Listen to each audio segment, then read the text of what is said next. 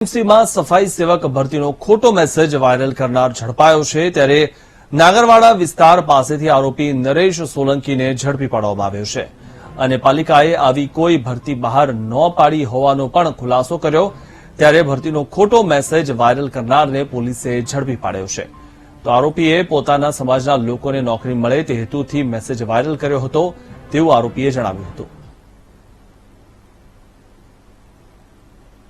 વધુ માહિતી મેળવી અમારા સંવાદદાતા માનુ ચાવડા પાસેથી।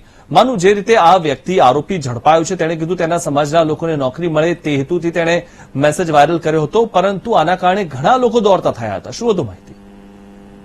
મિથુન, એ તો મોટી ગેરસમજ ફેલાઈ આ મેસેજના કારણે, કારણ કે જેમને સફાઈ સેવક તરીકે નોકરી લેવી હતી એવા લોકો 2 દિવસ દોડધામ કરી અને પોતાના ફોર્મ ને અરજીઓ ભરી ખોટો મેસેજ વાયરલ કરેલો, કારણ કે આવી કોઈ ભરતી જ કોર્પોરેશનમાં નહોતી તેમ છતાં ભરતી પ્રક્રિયાનો આ ખોટો મેસેજ વાયરલ કરી અને લોકોને ગેરમાર્ગે દોર્યા।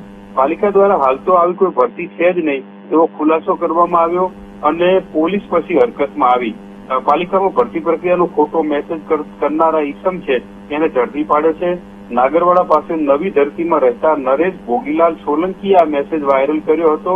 પાલિકામાં ભરતી પ્રક્રિયા ચાલી રહી છે એવો ખોટો મેસેજ વાયરલ કરેલો નરેશ સોલંકીની પૂછપરછમાં આ ચોંકાવનારો ખુલાસો થયો છે। આરોપીએ પોતાના સમાજના લોકોને રોજગારી મળે એ હેતુથી આ મેસેજ ફરતો કર્યો હોવાનું અત્યારે કબૂલી રહ્યો છે। એક ખોટો મેસેજ ફરતો કરવાના કારણે નરેશ સોલંકી અત્યારે સપડાઈ ગયો છે કાયદાના સકંજામાં અને એની અત્યારે પોલીસ પૂછપરછ કરી રહી છે। 2 દિવસમાં જ જે આ સમાજના લોકો છે જેમને નોકરી મેળવવાની ઈચ્છા હતી એવા લોકોએ દોડાદોડી કરી, પૈસા ખર્ચી અને ફોર્મ ભર્યું અને એક મોટી ગેરસમજ આ મેસેજના કારણે ઉભી થઈ હતી અને એને લઈને નવાપુરા પોલીસે અત્યારે નરેશ સોલંકીની ધરપકડ કરી છે। મિથુન, જી આભાર માનું માહિતી આપવા બદલ।